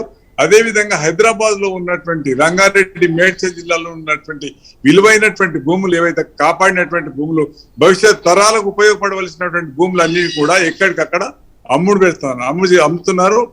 వాటి మీద 100,000 కోట్ల రూపాయలు ఆర్జిస్తా ఉన్నారు. 111 జీవోని ఎత్తేశారు. అదే విధంగా మల్టీఫ్లోర్ బిల్డింగ్లు, హైదరాబాద్ ల్యాండ్ లాక్డ్ ఏరియా కాదు. ఎక్కడ పడితే అక్కడ 30 అంతస్తు 40 అంతస్తుల బిల్డింగ్లకు పర్మిషన్ ఇవ్వవలసినటువంటి అవసరం ఏమొచ్చింది? డబ్బులు తింటున్నారు, ల్యాండ్ కన్వర్జన్లు చేస్తా ఉన్నారు, జోన్ల కన్వర్జన్ జరుగుతుంది. హెచ్ఎండి అవినీతి రాష్ట్రంలో ఎక్కడ కూడా జరగలేదు. ఇంత అవినీతి వాస్తవంగా కాళేశ్వరం అని అంటున్నారు. కాళేశ్వరం కంటే ఎక్కువ అవినీతి ఇవాళ హెచ్ఎండిఏలో జరుగుతా ఉన్నది. భూముల యొక్క అమ్మకంలో కానీ, భూముల యొక్క కన్వర్జన్ విషయంలో కానీ, జోన్ల కన్వర్జన్ విషయంలో కానీ, లేదా బిల్డింగ్లకు అనుమతి ఇచ్చే విషయంలో కానీ, అక్రమ నిర్మాణాల విషయంలో కానీ, ఇవాళ ప్రభుత్వ భూములు, అసైన్ భూములు, కుంటలు, చెరువులు, శిక్కం భూములను ఎక్కడికక్కడ వాడు 1 ఎకరా పర్మిషన్ తీసుకుంటే 4 ఎకరాలకు సరి కడతా ఉన్నారు. దాన్ని నియంత్రించేటటువంటి వ్యవస్థ ఈనాడు లేదు. ఎందుకంటే అధికారులు, ప్రభుత్వంలోని పెద్దలు కూడా కుమ్మక్కైపోయి ఈ రకంగా అక్రమ నిర్మాణాలకు పాల్పడతా ఉన్నారు. ఇది ప్రభుత్వానికి 1000 కోట్ల రూపాయలు ఆర్జిస్తా ఉన్నది. కాబట్టి మన కాళేశ్వరం కంటే మంచి బంగారు బాతు అయినటువంటి ఇవాళ హెచ్ఎండిఏ నిధుల ద్వారా అక్రమ సంపాదన ఎక్కువైపోయింది. దీన్ని భారతీయ జనతా పార్టీ తీవ్రంగా ఖండిస్తా ఉంది. ఇవాళ హెచ్ఎండిఏలో కానీ లేదా ఇతరత్ర ఆదాయ మార్గాలు ఏవైతున్నాయో దాంట్లో హైదరాబాద్ రోడ్లను అక్కడ వదిలేసి ఇక్కడ ఉన్నటువంటి నిధులన్నీ తీసుకుపోయి వేరే దిక్కు ఆదాయ మార్గాలు ఏవైతున్నాయో దాంట్లో హైదరాబాద్ రోడ్లను అక్కడ వదిలేసి ఇక్కడ ఉన్నటువంటి నిధులన్నీ తీసుకుపోయి వేరే దిక్కు. Right, okay. మల్లారెడ్డి గారు, మీరు లైన్ కట్ అయింది. సో మళ్ళీ మాట్లాడదాం, మీతో మళ్ళీ మాట్లాడించే ప్రయత్నం చేస్తాను. సో మరి మీరు మళ్ళీ లైన్లోకి రావాలి. Right, okay. డాక్టర్ అందసత్యం గారు, సో మీరు ఇంతకుముందు చెప్పినట్లు ఒకవేళ నిజంగా పన్నుల భారాన్ని ప్రజలపై మోపినప్పుడు దానికంటే గొప్పగా వెల్ఫేర్ అనేది ఉండాలి. కానీ ఆ వెల్ఫేర్ విషయంలో మాత్రం వెనక్కి తగ్గుతున్న ఈ ప్రభుత్వాలు సో ఆశించిన స్థాయిలో వెల్ఫేర్ని అందించే విషయంలో మాత్రం విఫలమవుతున్నాయి. కానీ పన్నుల్ని మాత్రం టెన్షన్గా వసూలు చేసే పరిస్థితి మాత్రం, అంటే నాట్ ఓన్లీ తెలంగాణ, కాకపోతే తెలంగాణలో కాస్త ఈ పన్నుల భారం ఎక్కువైనటువంటి పరిస్థితి కనిపిస్తుంది. దేశవ్యాప్తంగా కూడా ఇదే సిచ్యువేషన్ ఉంది. సో ఈ విషయంలో ప్రభుత్వాలు ఎట్లా వ్యవహరించాలి? అంటే స్కీమ్స్ విషయంలో కేవలం అధికారంలోకి రావడానికి పెట్టే స్కీమ్లు ఏవైతే ఉంటాయో వాటిని అమలు చేసే పరిస్థితి ఉంది. కానీ విద్యా వైద్యం లాంటి కావాల్సినటువంటి అంటే దాదాపు ప్రజలు అంటే ఒక వ్యక్తి సంపాదించేటువంటి సంపాదనలో 40-50% కేవలం ఈ రెండింటికే ఖర్చు పెడుతున్నటువంటి పరిస్థితి. కానీ వీటిని ప్రభుత్వం ఉచితంగా ఇచ్చేటువంటి సిచ్యువేషన్ లేదు. అంటే వెల్ఫేర్ను పూర్తి స్థాయిలో ప్రజలకు అందించే పరిస్థితి లేదు. ఆ రంగాల్లో కార్పొరేట్ వ్యవస్థను బలోపేతం చేస్తున్నటువంటి పరిస్థితి కనిపిస్తుంది. పూర్తిగా అక్కడ వాళ్ళకు పబ్లిక్ సెక్టార్ను పూర్తిగా నిర్వీర్యం చేసి ప్రైవేట్ సెక్టార్కి అప్పచెప్తున్నటువంటి పరిస్థితి కనిపిస్తూ ఉంది. సో ఎట్లా చూడాలి సార్ దీన్ని? చాలా అద్భుతమైన ప్రశ్న వేశారండి. ఎందుకంటే ఇవాళ పన్నులు పెంచేటప్పుడు ప్రత్యక్ష పన్నులు పరోక్ష పన్నులు చూసినప్పుడు పరోక్ష పన్నుల యొక్క భారం అందరి మీద పడుతుంది. దానికి ధనికుడు పేద అనేటువంటి తేడా లేదు. అంటే ఒక అగ్గిపెట్టె మీద 10 పైసలు విధిస్తే అది ఇద్దరి మీద సమానంగా పడుతుంది. పెట్రోల్ మీద 10 రూపాయలు విధిస్తే మోటార్ సైకిల్ మీద ఏ భారం పడుతుందో కారోడ్ మీద అదే భారం పడుతుంది. కాబట్టి ఇవాళ ఈ పరోక్ష పన్నుల్ని పెంచుతూ ఉంటే ప్రజలందరి మీద భారం పడుతుంది. అదే ప్రత్యక్ష పన్నులు పెంచారనుకోండి, అది ఏ వర్గం మీద ప్రత్యక్ష పన్నులు విధించాలనో వాళ్ళ మీదనే టార్గెట్ గా చేసి ప్రత్యక్ష పన్నులు పెంచవచ్చు. కాబట్టి మనం కోరుకునేది ఏమిటంటే దేశంలో జీడిపిలో ప్రత్యక్ష పన్నుల వాటా పెరగాలి. రోజు రోజు ప్రత్యక్ష పన్నుల వాటా పెరిగితే అప్పుడు ప్రజలకు కొంత మనకు మినహాయింపు దొరికేటువంటి అవకాశం ఉంది. ఇది మొదటి అంశం. తర్వాత మీరు అన్నటువంటిది రెండోది, ప్రజలైతే పన్నులు వసూలు చేసుకుంటున్నాయి, మరొక వైపు ప్రజలు వైద్యం కోసం విద్యం కోసం కార్పొరేట్ మీద ఆధారపడి జేబులు గుల్ల చేసుకుంటున్నారు. ఇది దేశవ్యాప్తంగా అక్షరాల నిజం. ఇది కరోనా టైంలో ఇంకా పెద్ద చర్చ జరిగింది. అంతకుముందు కరోనాకు ముందు ఎవరైనా వైద్యం విద్య గురించి ముఖ్యంగా వైద్యం గురించి మాట్లాడితే పెద్ద తెలవనట్టు ఉండేవాళ్ళు. ఇవాళ పునాది వర్గాలకు కూడా వైద్యం అంటే ఏమిటో, వైద్యం ఖర్చులు అంటే ఏమిటో, ప్రభుత్వ బాధ్యత ఏమిటో, ప్రభుత్వం ఏం చేయాలో కూడా ప్రజలు ఎడ్యుకేట్ అయి ఉన్నారు. కాబట్టి ఇవాళ ఉన్నటువంటి ఆఖరికి క్యాపిటలిస్ట్ కంట్రీస్ లో కూడా వైద్యం ఫ్రీగా దొరుకుతుంది. కొన్ని దేశాలు తప్ప వెల్ఫేర్ ఆ విధంగా దొరుకుతుంది. అట్లాగే మన దేశం కూడా కొన్ని రాష్ట్రాల్లో ఇవాళ 98% పబ్లిక్ హెల్త్ పేదలకు లభిస్తా ఉంది కేరళలో. అట్లాగే ఢిల్లీ ప్రయత్నం చేస్తుంది. అట్లాగే కొంతమేరకు గుజరాత్, ఈ మధ్య గుజరాత్ లో కూడా ప్రారంభమైంది. దేశవ్యాప్తంగా కూడా ఇవాళ కాంగ్రెస్ గవర్నమెంట్ ఉన్నంత కాలం జీడిపిలో 3% పబ్లిక్ హెల్త్ మీద ఖర్చు పెట్టాలని రికమెండేషన్ ఉంది, ఎక్స్పర్ట్ రికమెండేషన్ ఉంది. But it never crossed 1.2%. ఈ మధ్యనే అది 1.8కు చేరుకుంటుంది. కానీ 3% జీడిపిలో ఖర్చు పెట్టాలి. ఇవాళ మన జీడిపి 230 లక్షల కోట్లు, అంటే కనీసం 7 లక్షల కోట్లు పబ్లిక్ హెల్త్ మీద ఖర్చు పెట్టాలి. కానీ ఆ విధంగా జరగటం లేదు. అది గత 50-60 ఏళ్ళుగా అది షార్ట్ కమింగ్స్ ఉంది. దాని వలన అది పెట్టుంటే ఇవాళ జిల్లాలలో కూడా గాంధీ హాస్పిటల్ లాంటి హాస్పిటల్ ఉండేవి. ప్రజలు హైదరాబాద్ పరిగెత్తుకోవాల్సిన పని లేదు, ప్రజలు కార్పొరేట్ హాస్పిటల్స్ పోవాల్సిన పని లేదు. అటువంటి మినహాయింపు దొరికేది. కానీ కరోనా టైంలో పెద్ద ఎత్తున చర్చ జరిగింది. ఆ తర్వాత మళ్ళా ఇప్పుడు టిమ్స్ డెటరేట్ అవుతుందని మనకు వార్త వస్తుంది. ప్రజల కోసం టిమ్స్ ఏర్పాటు చేసినామన్నారు. ఇవాళ డాక్టర్లు తర్వాత స్టాఫ్ మొత్తాన్ని కూడా ఓడి కింద ఇతర హాస్పిటల్స్ తరలిస్తున్నారని ఒక న్యూస్ వస్తుంది. కాబట్టి కష్టం వచ్చినప్పుడే వైద్యం కూడా, కష్టం లేనప్పుడు మాత్రం పట్టించుకోమంటే అట్లా సక్సెస్ కాదు. ఎప్పుడైనా ప్రజల యొక్క వెల్ఫేర్, ముఖ్యంగా ఎడ్యుకేషన్, హెల్త్, ఈ రెండిట్లో ఖచ్చితంగా ఏనాడో కొట్టారు రికమెండేషన్ ఉంది. 6% జీడిపిలో 6% ఖర్చు పెట్టాలి విద్య మీద, 3% వైద్యం మీద ఖర్చు పెట్టాలని ఎక్స్పర్ట్ కమిటీ రిపోర్ట్స్ ఉన్నాయి. కానీ అది 4% దాటలేదు, ఇది 2% దాటలేదు. ఈ షార్ట్ కమింగ్స్ 70 ఏళ్ల తోటి ఇవాళ ప్రజల మీద ఆ భారం బాగా పడుతుంది. ఈ మధ్య కరోనాలో 2 ఎకరాలు 3 ఎకరాలు ఉన్న వాళ్ళకు కరోనా వస్తే అది మొత్తం ఊడ్చుతో పెట్టుకుపోయింది. తర్వాత అసలు భూమి లేని వాళ్ళకు అప్పుల పాలై ఉన్నారు. చాలా ఘోరాతి ఘోరమైనటువంటి పరిస్థితులు మనం ఎదుర్కొన్నాం. హైదరాబాద్ చూశాను కూడా. కాబట్టి మీరు రెండో ప్రశ్న మీరు వేసినటువంటి ఉప ప్రశ్నలో పబ్లిక్ హెల్త్ తర్వాత పబ్లిక్ ఎడ్యుకేషన్ మీద ఖచ్చితంగా కాన్సన్ట్రేషన్ పెరగాలి, కేటాయింపులు పెరగాలి. తర్వాత మూడోది, రాష్ట్ర ప్రభుత్వం కాళేశ్వరం వల్ల బాగా అయిందంటుంది. ఒక ఎకనామిక్ స్టూడెంట్ గా నా అడ్వైజ్ ఏంటంటే ప్రియారిటైజేషన్ ఉండాలి. అంటే రాష్ట్రానికి నిధుల కొరత ఉంటుంది, ఎప్పుడు కూడా స్కేర్సిటీ ఉంటుంది. దానికి ఏ ప్రాజెక్ట్ ఎప్పుడు చేపట్టాలి, ఏ ప్రాజెక్ట్ ఎంత కాలంలో పూర్తి చేయాలనేటువంటి ఆ ప్రియారిటైజేషన్ ఖచ్చితంగా ఉండాలి. ఇంతకు ముందు మన మానవత అన్నాడు, ఏమనంటే ఇది అటవీగా మిస్మేనేజ్మెంట్ అన్నాడు. అది అంటే 1,00,000 కోట్ల ఖర్చు అయ్యేటువంటి కాళేశ్వరాన్ని 5 ఏళ్లలో పూర్తి చేసుకోవటం అనేది కరెక్ట్ కాదు. అంటే దాని ఫలితం వెంటనే వచ్చేటువంటి ప్రాజెక్టులు ఉంటాయి, దీర్ఘకాలికంగా ఫలితం వచ్చేటువంటివి ఉంటాయి. Yes, అవును. దీర్ఘకాలికంగా ఫలితం వచ్చేటువంటి అంటే లాంగ్ గెస్టేషన్ పీరియడ్ అంటారు, ప్రారంభించిన 2-3 ఏళ్ల ఫలితాలు వస్తే షార్ట్ గెస్టేషన్ పీరియడ్ అంటారు. ఇవన్న నాగార్జున సాగర్ ప్రాజెక్టు 1956లో ప్రారంభమైంది. నెహ్రూ ప్రారంభోత్సవం చేశాడు 55లో. 69 నుంచి కెనాల్స్ నీటిపారుదల కావడంతో ఇవాళ 22 లక్షల ఎకరాల వరి పంట పండుతూ ఉంటే దాని మీద వచ్చే రైతులకు వచ్చేటువంటి ఆదాయం సాగర్ ప్రాజెక్టుకైన ఖర్చు ఆనాడు 2,000 కోట్లే. కానీ ఇవాళ 22 లక్షల ఎకరాల పంట వస్తుంటే ప్రజలకు ఎంత ఆదాయం వస్తుందో లెక్కేయండి. 22 లక్షల ఎకరాలు ఇంటూ 30 బ్యాగ్స్ లెక్కేయండి, ఎన్ని మిలియన్ టన్నులు అవుతుంది. కాబట్టి ఒక ప్రాజెక్టును చేపడితే వచ్చేటువంటి ఇన్కమ్ ఎంత, బెనిఫిట్ ఎంత, కాస్ట్ బెనిఫిట్ అనాలిసిస్ ఉండాలి ఖచ్చితంగా ప్రభుత్వం దగ్గర. అంటే ఎంత ఖర్చు పెడితే ఎంత రైతులకు బెనిఫిట్ వస్తుంది, ఈ ఖర్చు ఎన్ని సంవత్సరాలు ఇది పూర్తి అవుతుంది అనేది సైంటిఫిక్ ఎస్టిమేషన్ ఉండాలి. అట్లా ఉన్నప్పుడు మాత్రం సక్సెస్ అవుతుంది. తర్వాత రెండవది మిస్మేనేజ్మెంట్ అన్నప్పుడు ఖచ్చితంగా ప్రభుత్వాలు, తెలంగాణ ప్రభుత్వంతో సహా ప్రభుత్వాలు ఖచ్చితంగా వెల్ఫేర్ యాక్టివిటీస్ ఇవాళ సమర్థనీయమే, కానీ వెల్ఫేర్ ని కూడా ప్రొడక్ట్ కి లింక్ చేసి ఇవ్వాల్సినటువంటి అవసరం ఉంది. రైతు బంధు ఉంది, ఇవాళ అగ్రికల్చర్ కు లింక్ ఉంది, ఓకే సమర్థనీయమే. కానీ ఉచితంగా పంచిపెట్టడం అనేటువంటిది మాత్రం ఏ ప్రభుత్వం చేసినా తప్పే. నిన్న కాంగ్రెస్ పార్టీ సార్ నిన్న కాంగ్రెస్ పార్టీ ఒక ఆరోపణ చేసింది సార్ రైతు బంధుకు సంబంధించి. అయితే పక్కాగా వ్యవసాయం చేసుకునే రైతుకు ఇవ్వడంలో తప్పు లేదు, కానీ రాళ్ళు రప్పలున్నటువంటి భూములు కావచ్చు, లేదంటే చాలా పెద్ద వాళ్ళకి 100 ఎకరాల భూములు ఉన్న వాళ్ళకి ఇవ్వడం ఒకటైతే, ఇట్లా అనేక అంశాలని ప్రస్తావిస్తూ రేవంత్ రెడ్డి గారు ఒక మాట చెప్పారు. అదే చెప్పబోతున్నా ఏమిటంటే ఒక్క మనిషికి 8 ఎకరాల పైన ఉన్న వాళ్ళకు కూడా 100 ఎకరాలున్నా రైతు బంధు 8 ఎకరాలకే ఇవ్వాలి, 8 ఎకరాలు ఉన్న వాడికి 8 ఎకరాలకే ఇవ్వాలి.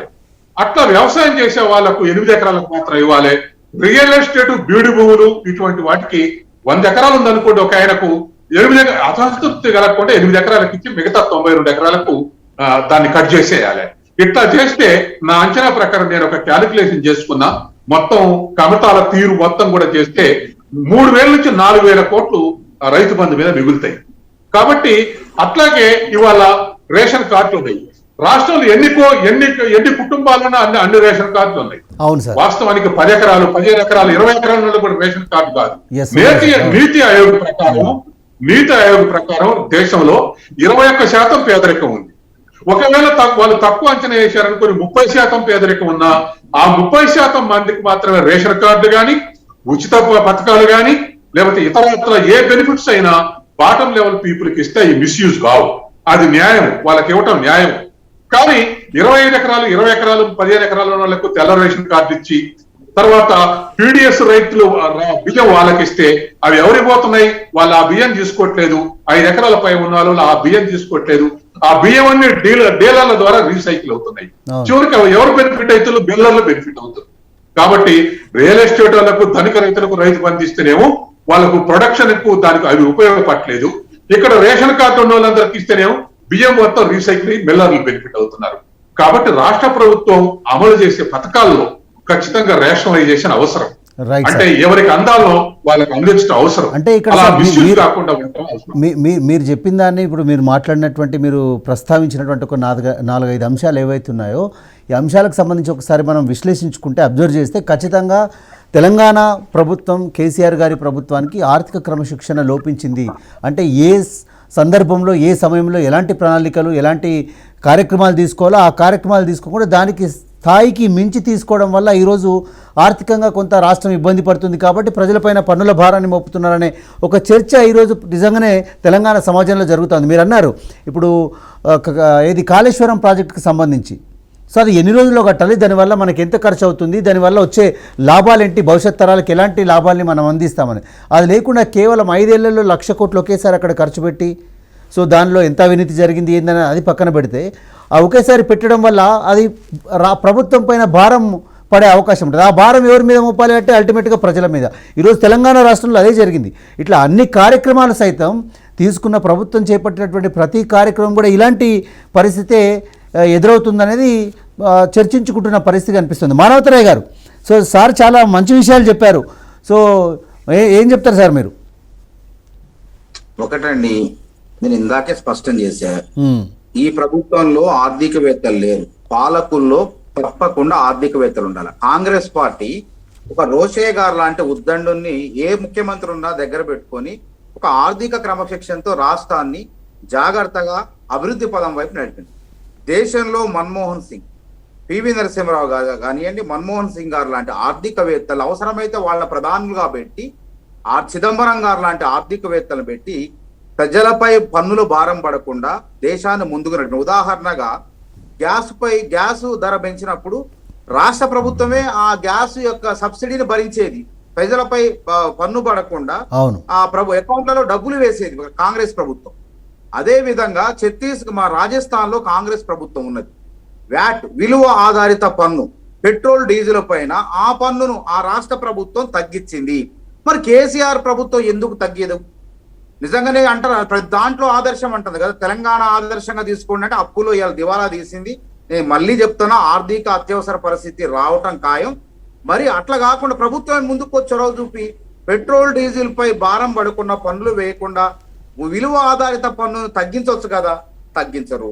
అందుకోసమే కాంగ్రెస్ పార్టీ ప్రజల దగ్గరకు ఒక స్పష్టమైనటువంటి తీర్మానంతో ముందుగా రైతులకు ఒక భరోసా కల్పించే విధంగా ఒక డిక్లరేషన్ పెట్టిన తర్వాత జరిగేటువంటి సభల్లో కూడా ఈ యొక్క పన్నుల భారం పడకుండా, అందుకే మన రేవంత్ రెడ్డి గారు కూడా నిన్న ప్రెస్ మీట్ లో కూడా స్పష్టంగా మాకు ఆలోచన ఉంది, కాంగ్రెస్ పార్టీ ఆలోచించిందంటే పక్కాగా దాన్ని అమలు చేసి తిరుగుతుంది, అమలు చేయాలంటే దానికి నిధులు సమకూర్చే విధంగా అంచనాలతోనే ముందుకు పోతుంది.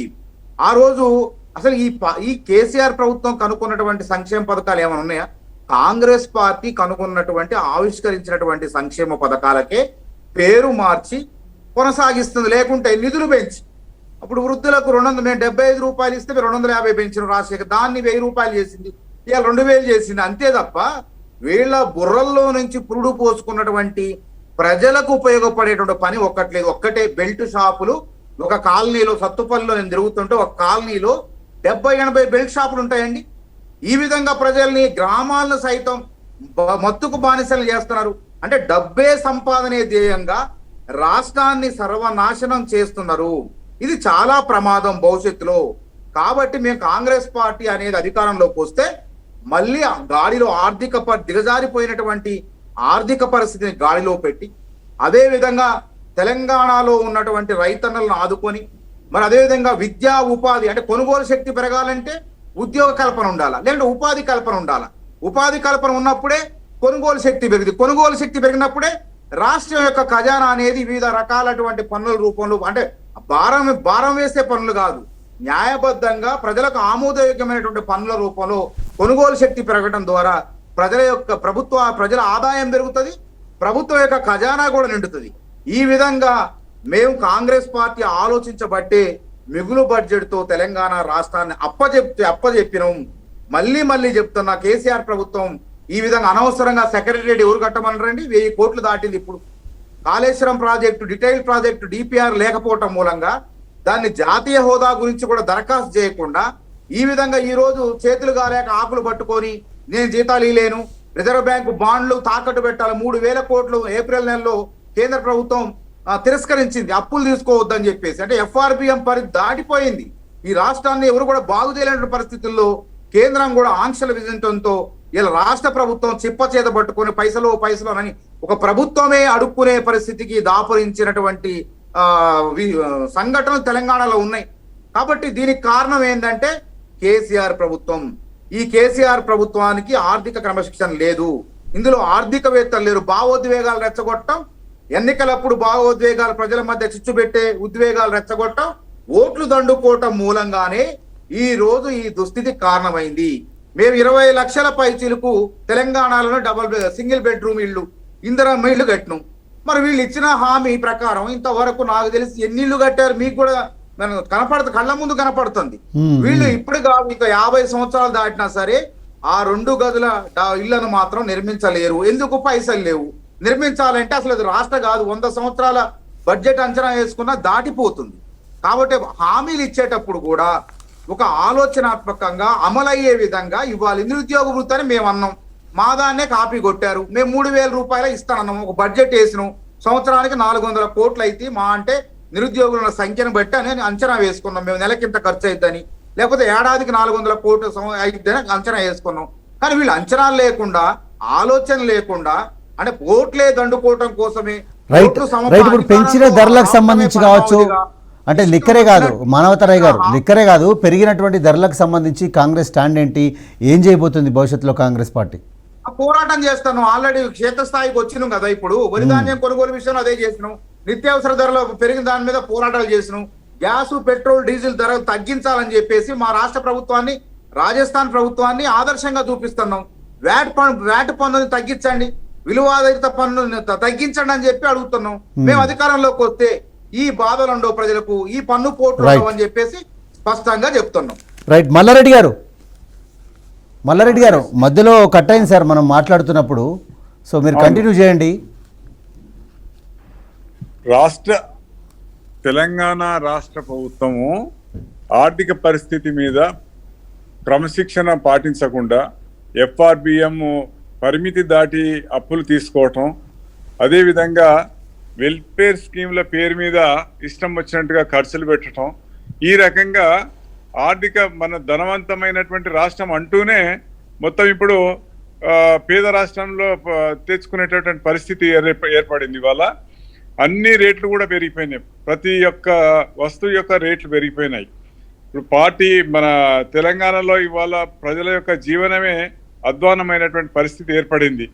అనేక విషయాల్లో ప్రభుత్వం మళ్ళీ కేంద్రం మీద నిందలు మోపడం తప్ప, మళ్ళీ నిన్న ముఖ్యమంత్రి గారు ఏమన్నారు, కేంద్ర ప్రభుత్వం ఈ చిల్లర చేస్తున్నట, ఆయన చేసేటువంటి సక్కంగా ఉన్నాయి, మన కేంద్ర ప్రభుత్వం చిల్లర చేస్తున్నా అంటే అప్పులు తెచ్చి లక్షలాది కోట్ల అప్పులు తెచ్చి ఆ తర్వాత వేరే ప్రభుత్వం ఏదైనా ఏర్పడినప్పుడు ఇక వాళ్ళు నడపలేనటువంటి పరిస్థితికి తీసుకురావడమే వీళ్ళ యొక్క దురుద్దేశం. కాబట్టి అప్పులు తెచ్చేద్దాం, ఆ తర్వాత సంగతి ఎవరన్నా ఏమన్నా చేసుకుంటారు అనే యొక్క దురుద్దేశంతో ఇవాళ ఎక్కడ పడితే అక్కడ అప్పులు తేవటం అనేది జరిగింది. మరి ప్రభుత్వ రంగ సంస్థలు కూడా సపరేట్గా అప్పులు తెస్తా ఉన్నారు. ఈ రకంగా అవి రాష్ట్ర ప్రభుత్వం లెక్కల్లో ఇంకా లేవు. ఇవన్నీ చూస్తే ఇవాళ 5 లక్షల కోట్ల యొక్క అప్పులు కూడా మించిపోయేటటువంటి పరిస్థితి నాడు ఉన్నది. కాబట్టి కేంద్ర ప్రభుత్వం ఎక్కడికక్కడ కండిషన్లు పెట్టింది. ఇవాళ శ్రీలంకలో ఉన్నటువంటి పరిస్థితి ఏర్పడే ప్రమాదం ఉందని నీతి ఆయోగ్ యొక్క కమిషన్ సభ్యులు అందరూ కూడా హెచ్చరించారు. అనేక రాష్ట్ర ప్రభుత్వాలు ఈ రకంగా వ్యవహరిస్తూ ఉన్నాయి. దీని మీద నియంత్రణ లేకపోతే మన యొక్క భారతదేశంలోనే ఎక్కడైతే శ్రీలంక పరిస్థితులు ఏర్పడ్డాయో అటువంటి పరిస్థితి ఏర్పడే ప్రమాదం ఉంది. కాబట్టి ఎక్కడికక్కడ ఆర్థిక క్రమశిక్షణ పాటించాలని వాళ్ళు సూచించడం జరిగింది. దానికి అనుగుణంగానే ఇవాళ కేంద్ర ప్రభుత్వము అప్పులు తేవడం విషయంలో కొంత నియంత్రణ అనేది మరి హెచ్చరించడం అనేది జరిగింది. దాని గురించి వాళ్ళ రాష్ట్ర ప్రభుత్వం అనవసరమైనటువంటి దుష్ప్రచారం చేస్తా ఉన్నారు. అంటే ఏ రకంగా అప్పులు తెస్తే, దేనికోసం అప్పులు తెస్తా ఉన్నారు? ఆనాడు మనకు తెలంగాణ ఏర్పడినప్పుడు కేవలం 70,000 కోట్ల రూపాయలు అప్పులు ఉండే, ఇవాళ 10 రెట్లు మించిపోయినాయి. అప్పులు తెచ్చి రాష్ట్రాన్ని అప్పుల పాలు చేయటం, మరి కాళేశ్వరం కోసమే లక్షల కోట్ల రూపాయలు తెస్తే ఇవాళ వివిధ ప్రాజెక్టుల కోసం, వివిధ యొక్క సంక్షేమ పథకాల కోసం అప్పులు తెచ్చి నడపడం మీద అవుతుందో, ఇప్పుడు ఇందాక మిత్రులు చెప్పినట్టు రైతు బంధు దాన్ని నియంత్రించుకుంటే కనీసం ఒక 3-4 వేల కోట్లు మరి మిగిలేటటువంటి పరిస్థితి ఉంది. 5 ఎకరాలకు కేంద్ర ప్రభుత్వం 5 ఎకరాలకు మించి ఇవ్వటం లేదు. అదేవిధంగా 8 రకాలైనటువంటి కండిషన్లు పెట్టారు. ఎమ్మెల్యేలకు, ఎంపీలకు, మంత్రులకు, ప్రభుత్వ ఉద్యోగులకు రైతు బంధు ఇవ్వవలసిన ప్రధానమంత్రి కిసాన్ సమ్మాన్ యోజన ఇవ్వటం లేదు. మరి ఆ రకంగా పెట్టవచ్చు కదా. వాస్తవంగా ఎవరైతే వ్యవసాయం చేస్తారో వాళ్ళకి, రైతులకి ఇవ్వచ్చు, ఇంకా ఎక్కువ కూడా ఇవ్వచ్చు. దీన్ని నియంత్రించినటువంటి పక్షంలో ఉన్నటువంటి రైతులకు, అసలైనటువంటి రైతులకు ఇంకా ఇవాళ మరి ఎకరాకు 10,000 కాదు, ఇంకా ఎక్కువ కూడా ఇవ్వడానికి అవకాశం ఉంది. కానీ ఆ రకంగా కాకుండా ఇవాళ అధికార పార్టీ యొక్క నాయకులు వేల లక్షలాది ఎకరాల భూములు తీసుకున్నారు కాబట్టి వాళ్ళకు లబ్ధి చేకూర్చే విధంగా ఇవాళ అందరికి కూడా రైతు బంధు ఇస్తా ఉన్నారు. ఇటువంటి పరిస్థితి అన్ని విషయాల్లో కూడా అదే పరిస్థితి ఉంది. ఇవాళ ఉన్నటువంటి పరిస్థితి, ప్రభుత్వం మున్సిపల్ అడ్మినిస్ట్రేషన్ యొక్క పరిపాలన చూసినట్టయితే, అదేవిధంగా ఇరిగేషన్ యొక్క కాంట్రాక్టులు కానీ లేకపోతే అక్కడ ఉన్నటువంటి నిధుల విషయంలో కానీ జరుగుతున్నటువంటి దుర్వినియోగం చూసినట్టయితే రైట్ సార్, ఇవాళ ఇప్పుడు దేశంలో బీజేపీ అత్యంత- స్టాండ్ ఏంటి సార్? ఫైనల్ గా మనం కంక్లూడ్ దేశంలో- చేద్దాం.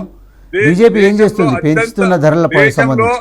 దేశంలో అత్యంత అవినీతి ప్రభుత్వం ఇవాళ తెలంగాణ ప్రభుత్వము, కేసీఆర్ ప్రభుత్వం అనేది. ఒకప్పుడు చెన్నారెడ్డి గారి మీద దేశవ్యాప్తంగా వచ్చింది దేశంలో అత్యంత అవినీతి ప్రభుత్వం నడిచిందని. ఇవాళ అదే పరిస్థితి ఇవాళ మరి కేసీఆర్ నాయకత్వంలోని ప్రభుత్వము అత్యంత అవినీతి ప్రభుత్వంగా తెలంగాణ ప్రజలకు అవమానకరంగా తయారైపోయినటువంటి ప్రభుత్వం. ఇటువంటి ప్రభుత్వం యొక్క పోకడలు ఏదైతుందో, పద్ధతులు ఏవైతున్నాయో, విధానాలు ఏవైతున్నాయో దీన్ని ఎక్కడికెక్కడ వ్యతిరేకించవలసినటువంటి అవసరం ఉందని, దీన్ని మార్చుకోవాల్సినటువంటి అవసరం ఉందని మరి భారతీయ జనతా పార్టీ తరఫున మేము హెచ్చరిస్తా ఉన్నాం. రైట్ సార్, అందసత్యం గారు. సో ఫైనల్లీ కంక్లూడ్ చేద్దాం సార్ 1 minute లో. ఫైనల్గా మీరు ఏమైనా చెప్పదలుచుకుంటే ప్రజలకు కావచ్చు, ప్రభుత్వాలకు. అప్పుల విషయంలో మహారాష్ట్ర, గుజరాత్, ఢిల్లీ తప్ప మిగతా దేశంలో రాష్ట్రాలు కానీ లేదా కేంద్రం కానీ ఒకరినొకరు వేలెత్తి పెట్టి చూపెట్టే పరిస్థితి లేదు. ఈ 3 రాష్ట్రాలు అప్పుల విషయంలో ఆదర్శంగా ఉంది. ఎఫ్ఆర్బిఎం చట్టం ప్రకారం ఎన్కే సింగ్ కమిటీ రికమెండేషన్ ప్రకారం 20% మించొద్దు జిఎస్డిపిలో అన్నాయి. మహారాష్ట్ర 20% ఉంది అప్పుల శాతం, గుజరాత్ 23% ఉంది, ఢిల్లీ కూడా అరౌండ్ 20% ఉంది. కానీ మిగతా రాష్ట్రాలన్నీ కూడా 50%, 40% ఉన్నాయి, డోల్డ్రమ్స్ లో ఉన్నాయి. తెలంగాణ ఇంకా అప్పుల వలయానికి పోలేదు, 30% జిఎస్డిపిలో ఉంది. కానీ సిఏజీ వార్నింగ్ సిగ్నల్ ఇచ్చింది. మీరు రెవెన్యూ సర్ప్లస్ ఉన్నటువంటి రాష్ట్రం 2019-20లో రెవెన్యూ డెఫిసిట్ ఏర్పడ్డది. మళ్ళీ ఇప్పుడు రెవెన్యూ సర్ప్లస్ ఉన్నప్పటికీ కూడా భవిష్యత్తులో అప్పులు చేస్తే కరెక్ట్ కాదని చెప్పేసి ఉంది. అట్లాగే కేంద్రానికి మీరు 38% కన్నా జీడిపిలో అప్పుల శాతం ఉండడానికి వీల్లేదంటే 77% అప్పుల శాతం ఉంది కేంద్ర జీడిపిలో. కాబట్టి కేంద్రం, రాష్ట్రాలు కూడా ఒకరినొకరు ఏలెత్తి చూసుకోవటం కరెక్ట్ కాదు. కాబట్టి ఆ రికమెండేషన్ ని పరిమితులకు లోబడి ఉండటం మంచిది. రెండవది, ఇచ్చే బెనిఫిట్స్ ఎవరైతే ఆబ్జెక్టివ్ గా ఉన్నారో వాళ్ళకి ఇవ్వటం అవసరం. ఇప్పుడు రైతు బంధు చాలా ఆదర్శమైనటువంటి పథకం, కానీ మనందరం అనుకున్నట్టుగా దాన్ని ఖచ్చితంగా ఆబ్జెక్టివ్స్ ఎవరికి టార్గెట్ గ్రూప్ నిర్ణయించుకొని వాళ్ళకి ఇవ్వాల్సినటువంటి అవసరం ఉంది. అట్లాగే ఇవాళ దళిత బంధు ఉంది. ప్రభుత్వ ఉద్యోగులు, దళితులైన ప్రభుత్వ ఉద్యోగులు, తర్వాత భూములు ఉన్నటువంటి వాళ్ళు లేదా పరిశ్రమలు ఉన్నటువంటి వారికి అవసరం లేదు. దళితుల్లో ఉన్నటువంటి పేదల నుంచి ముందు మొదలు పెట్టాలి. మొదలుపెట్టి ఆ తర్వాత పైకి ఇచ్చుకుంటూ పోవాలి. కాబట్టి ఇటువంటి అన్నిటిని కూడా రేషనలైజ్ చేస్తే అప్పుల భారం పెరగకుంటూ ఉంటుంది, తర్వాత ప్రొడక్షన్ కు లింక్ ఏర్పడుతుంది. వాస్తవమైనటువంటి అసలు ప్రజల్ని లబ్ధిదారులుగా ఉంచడం కాదండి, పాత్రదారులు చేయాలి. 70 ఏళ్ల నుంచి లబ్ధిదారులుగానే కొనసాగుతున్నారు. కాబట్టి పాత్రదారులుగా ఎట్లా మారుతారో ప్రభుత్వాలు ఆలోచించాల్సినటువంటి బాధ్యత ఉంది. Right sir, thank you very much doctor అందసత్యం గారు, మానవతారాయ్ గారు, అదేవిధంగా మల్లారెడ్డి గారికి ధన్యవాదాలు. సో మొత్తం మీద ఈరోజు తెలంగాణ రాష్ట్రంలో ధనిక రాష్ట్రం కాస్త ఈరోజు అప్పుల రాష్ట్రంగా మారింది.